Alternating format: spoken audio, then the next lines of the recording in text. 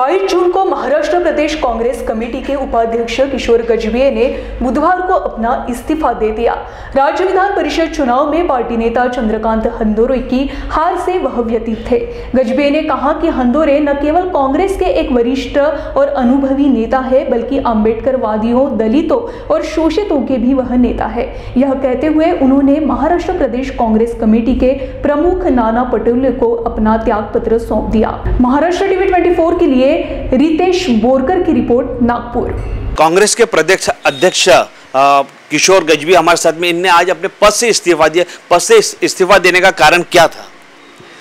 महाराष्ट्र में जो विधान परिषद के चुनाव हुए, उस विधान परिषद के चुनाव में कांग्रेस पार्टी की ओर से 2 उम्मीदवार खड़े किए गए थे। वो थे आदरणीय श्री चंद्रकांत जी हंडोरे साहब और दूसरे आदरणीय श्री भाई जगताप साहब।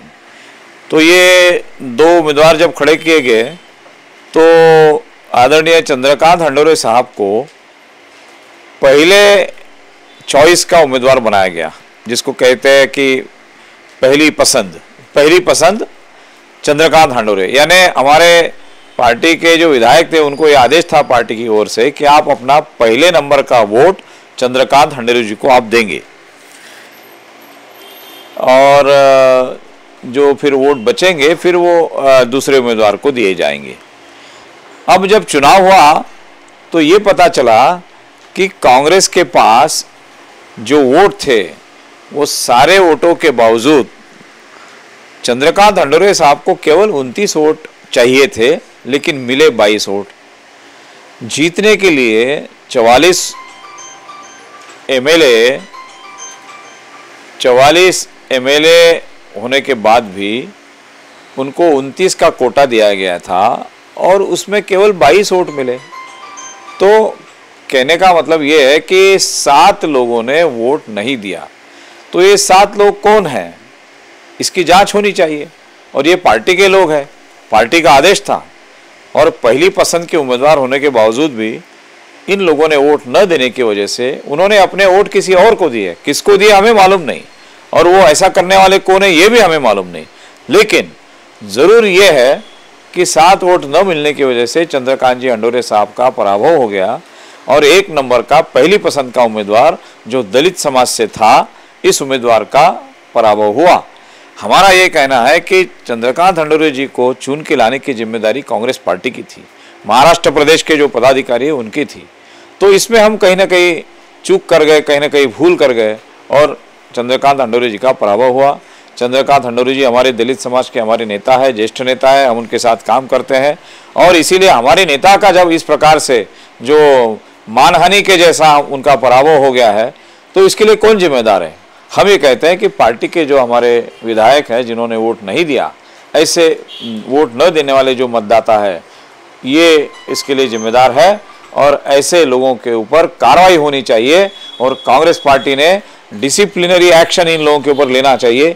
ये बात कहते हुए चंद्रकांत जी हंडोरे साहब इनके समर्थन में और हमारे हक की और न्याय की लड़ाई जो है दलित समाज की कांग्रेस पार्टी के अंदर, वो लड़ाई लड़ते हुए हमने इसको राजीनामा हमारा दिया है कि हम हंडोरे जी के साथ हैं। दलित समाज रहने के कारण हो सकता है उनको वोट नहीं मिले और कांग्रेस में हमेशा देखा गया है आपसे गुटबाजी कई बार रहे और यही गुटबाजी के कारण हो सकता है आज आपको एक अपना हंडोरे जी को अपनी सीट गंवानी पड़ी। नहीं, इसमें गुटबाजी का मैं नहीं समझता हूँ।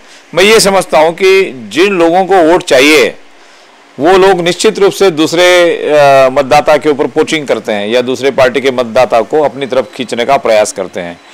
तो इसमें कई फैक्टर होते हैं, कई फैक्टर हो सकते हैं। तो गुटबाजी, पैसों का फैक्टर हो सकता है इसमें? बिल्कुल हो सकता है, आपने कहा तो मैं मानता हूं कि ये भी फैक्टर हो सकता है। तो कई फैक्टर हो सकते हैं जिसकी वजह से हमारे ऑफिशियल जो हमारे उम्मीदवार हैं, अधिकृत उम्मीदवार है, उनको वोट नहीं मिले। किन लोगों ने नहीं दिए और क्यों नहीं दिए, इसकी जांच होना जरूरी है, हमने मांग की है। क्या लगता है आपने जो जांच की मांग की और अपना आज पद से इस्तीफा दे दिए और लेकिन उसके बाद भी अगर ऐसे जो नेता है जिनने वोट देना चाहिए था, अपने कांग्रेस को मजबूत करना था, लेकिन उसके बाद भी अपने उम्मीदवार गिरा दिए, तो क्या राहुल गांधी और सोनिया गांधी इस मुद्दे पे सक्रिय होंगे या सिर्फ जिस तरीके से अभी भी चल रहा है पूरे देश में, अभी महाराष्ट्र में देखा गया सरकार गिर रही है लेकिन इसमें ना कोई सक्रिय दिख रहे हैं नेता? हम देखते हैं कि देश में कांग्रेस एक के बाद एक राज्य जो है वो अपने उनके हाथ से जा रहा है और कांग्रेस धीरे धीरे आप अपनी राजकीय जो ताकत है उस दृष्टि से, राजकीय ताकत है ना, सत्ता प्राप्त करने की जो होड़ है उसमें कांग्रेस धीरे धीरे कमजोर साबित हो रही है। उसका एक प्रमुख कारण ये भी है कि पार्टी में डिसिप्लिन नहीं है, हाईकमांड के आदेश का पालन नहीं हो रहा है और जो लोग इस प्रकार से गैर शिस्त में या जिसको कहें अनुशासन, गैर अनुशासन का उसमें लिप्त है, तो ऐसे लोगों के ऊपर कार्रवाई नहीं हो रही है, ये असली कारण है। इसका जवाबदार राहुल गांधी और सोनिया गांधी होंगी? नहीं, ऐसा हम नहीं कहेंगे क्योंकि ये जो मामला था ये प्रदेश के अंतर्गत था, इसलिए प्रदेश की जो कार्यकारिणी है और प्रदेश के जो प्रदेश पकड़ नहीं होने के कारण आपका कहना है कि भैया इनकी एक डिसिप्लिन नहीं है। ये डिसिप्लिन कौन लाएगा? ये तो अध्यक्ष हो गए, वरिष्ठ नेता, इन लोग ला सकते हैं ना डिसिप्लिन। बिल्कुल, ये पकड़ का कोई सवाल ही नहीं आता इसमें।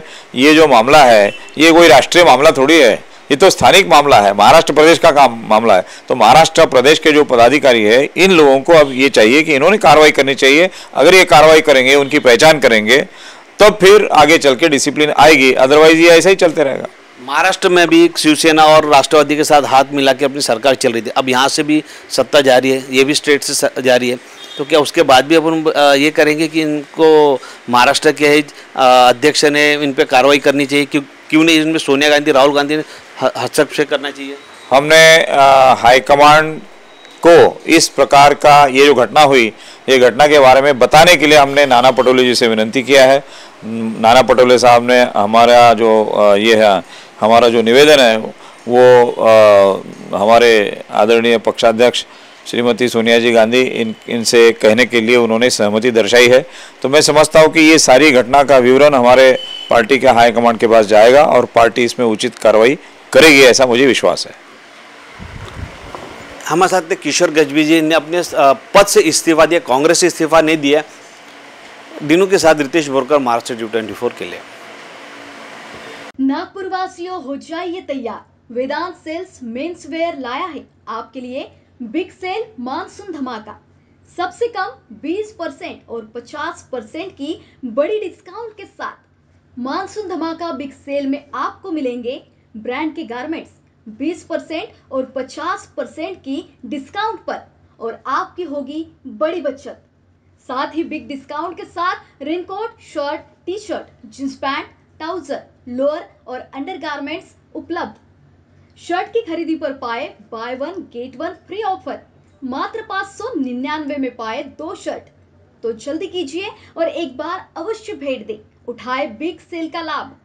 हमारा पता वेदांत सेल्स मेन रोड, सीताबर्डी, आनंद बेकरी के पास, नागपूर। आपल्या सौंदर्यात भर पाडण्याकरिता प्रमोद ज्वेलर्स घेऊन आल्यात आकर्षक दागिन्यांचे भव्य दिव्य कलेक्शन। चला तर मग तयार होऊयात प्रमोद ज्वेलर्सच्या दागिन्यांनी नटायला।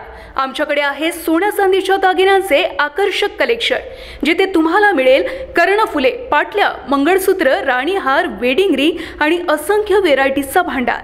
तर आजच आपल्या आनंदी क्षणांना सुवर्णमयी बनवण्यासाठी आमच्या शोरूमला अवश्य भेट द्या।